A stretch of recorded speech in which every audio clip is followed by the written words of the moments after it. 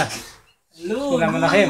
nanti temen gua malah komen nih disorot. An-Nabi Hurairah radhiyallahu anhu qala Rasulullah sallallahu alaihi wasallam Dengerin. Islami liman la sholata lahu wa la sholata liman la wudu alahu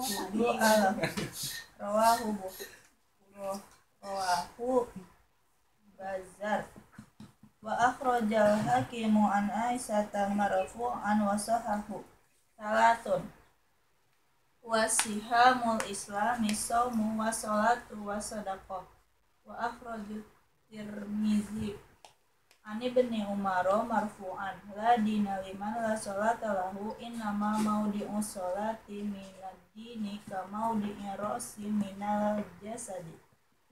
Dari Abu Hurairah radhiyallahu anhu berkata bahwa Rasulullah sallallahu alaihi wasallam bersabda, tidak ada bagian dalam Islam bagi orang yang tidak mengerjakan sholat dan tidak ada sholat bagi orang yang tidak ada wudhu. Hadis riwayat Al-Bazzar. Seseorang yang tidak mengerjakan sholat dan ia mengaku dirinya seorang muslim, bahkan dengan mengemukakan dalil bahwa dirinya seorang yang benar-benar muslim, maka sedikit berpikirlah tentang hadis Rasulullah ini. Mengenai hal ini, Rasulullah SAW bersabda, hendaklah kamu perhatikan bahwa kejayaan orang-orang terdahulu adalah karena mereka selalu berpegang teguh pada agamanya, sehingga dunia berada di bawah telapak kaki mereka. Suatu ketika pernah mata Abdullah bin Abbas radhiyallahu anhu kemasukan benda sehingga orang-orang berkata kepadanya, kamu bisa sembuh dengan syarat sementara waktu kamu harus meninggalkan sholat. Beliau berkata, tidak, hal sementara waktu kamu harus meninggalkan sholat. Beliau berkata, tidak, hal itu tidak mungkin saya lakukan karena saya pernah mendengar Rasulullah SAW bersabda, barang siapa meninggalkan sholat, niscaya ia akan menjumpai Allah Subhanahu wa Ta'ala dalam keadaan dimurkai. Mengenai hal ini, hadis lain meriwayatkan bahwa mereka menasihati beliau agar bersujud di atas kayu selama 5 hari. Beliau berkata, 1 rakaat pun saya tidak akan melakukannya seperti itu. Aku akan bersabar menghabiskan sisa usiaku dalam keadaan buta.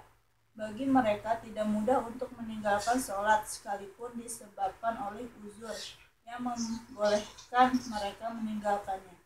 Pada akhir hayatnya Umar radhiyallahu anhu terkena tusukan pisau. Beliau banyak mengeluarkan darah sehingga beliau sering jatuh pingsan. Kemudian dalam keadaan pingsan beliau meninggal dunia. Tetapi pada waktu beliau sakit, apabila waktu sholat tiba, maka beliau segera mengerjakan sholat. Dalam keadaan bagaimanapun beliau mengerjakan sholat. Beliau berkata, sesungguhnya orang yang tidak mengerjakan sholat, maka ia tidak mendapat bagian apapun dalam Islam. Sekarang lihatlah diri kita, karena kita menganggap ada keringanan dan kemudahan dalam sholat, maka tidak perlu bersusah payah mengerjakan sholat. Lebih baik kita membayar fidyah saja. Kita berangan-angan akan mendapatkan tingkat ibadah seperti orang-orang terdahulu dalam mengerjakannya. Namun kita tidak memahami bagaimana teguhnya orang-orang terdahulu dalam memegang agama.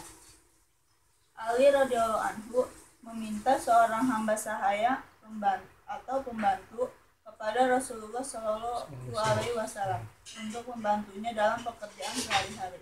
Rasulullah Shallallahu Alaihi Wasallam bersabda, ada 3 orang hamba sahaya padaku.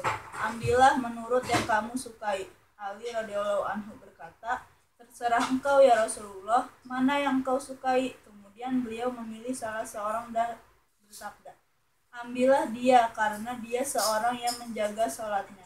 Janganlah kamu memukulnya karena kita dilarang memukul orang yang menjaga sholatnya. Kita seperti di atas terjadi juga kepada seorang sahabat yang bernama Abdul Hassam radhiyallahu anhu. Dia juga meminta seorang hamba sahaya kepada Rasulullah Shallallahu Alaihi Wasallam.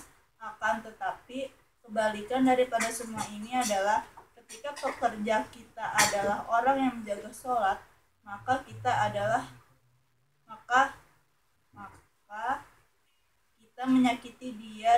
karena kebodohan kita. Kita menganggap bahwa sholat dia adalah kerugian bagi kita.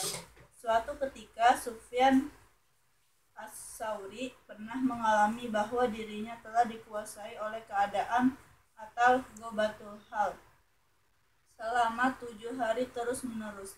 Dia tinggal di rumahnya tanpa makan, minum, dan tidur. Setelah mengetahui kondisinya, gurunya bertanya, apakah waktu-waktu sholatnya terjaga? Yakni dia terus-menerus menjaga waktu sholatnya. Orang-orang menjawab, sesungguhnya waktu-waktu sholatnya betul-betul terjaga. Gurunya berkata, segala puji bagi Allah yang tidak memberikan jalan kepada syaitan untuk menguasainya. Bajatul Nufus. Alhamdulillahirabbil alamin. Subhanakallahumma wa bihamdika asyhadu an la ilaha illa anta astaghfiruka wa atubu ilaik. Assalamualaikum warahmatullahi wabarakatuh.